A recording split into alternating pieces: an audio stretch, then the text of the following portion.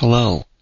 In this example, I'm going to demonstrate an interest-bearing notes payable and the required year-end adjustments.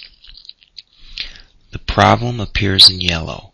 Quan Company borrows $150,000 of cash on November 1st, 2005 by signing a 90-day 9% note with a face value of $150,000. And we have 4 questions we're going to answer. First, on what day does this note mature? Now, using Excel, the date math can be done pretty easily.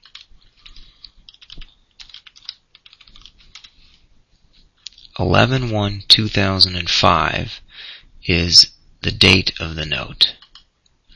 It's a 90-day note.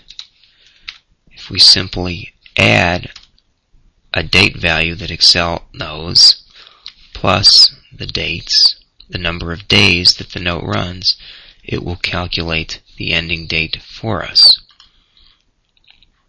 So, the note matures on January 30th of 2006.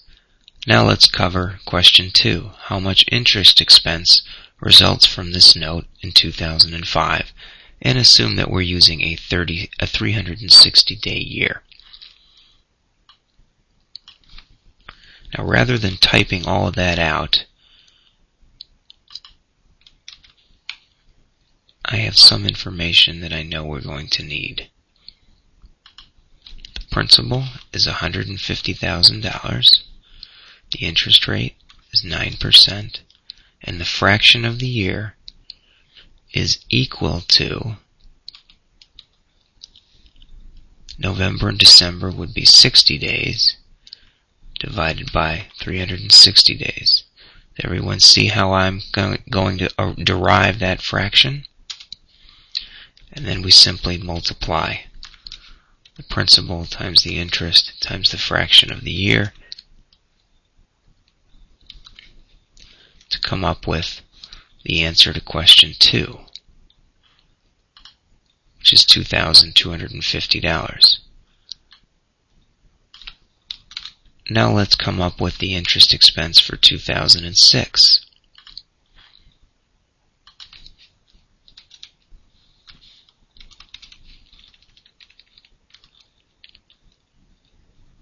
If we copy from above, actually we can copy all of this from above, and then just change the fraction of the year. In this case, we just have 30 in that period, and we've solved question 3. Oh, that should read question 3. I'm sorry, everyone. And that tells us the interest expense from the note in 2006. Finally, we need to prepare the journal entries. And we're going to run out of room, so let me just freeze the pane, and we'll scroll a little bit so that we can see this.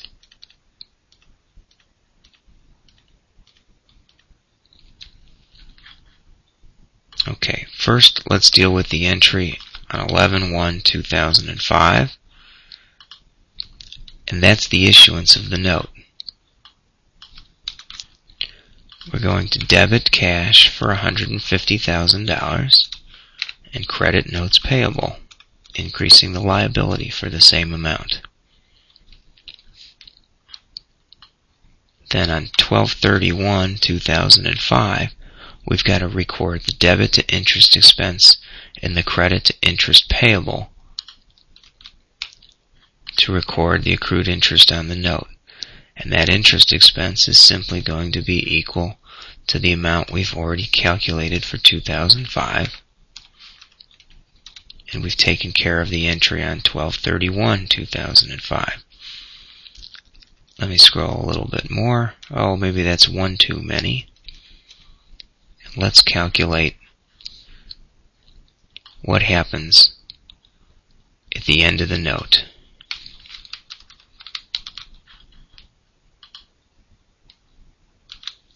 We're going to record interest expense for 2006. That's the 1,125 that we calculated in question 3. Then we need to eliminate the interest payable, which is the 2,250. We also have to write off the note payable, reduce that balance, and that all happens when we pay the cash and the interest expense for the full 90-day period. And there before you is the answer to question 4. Okay, I'm going to shrink this so you can see all of it. Hopefully we'll be able to see this all on the screen. Well, it's going to be tough to do, but I'll give it a try.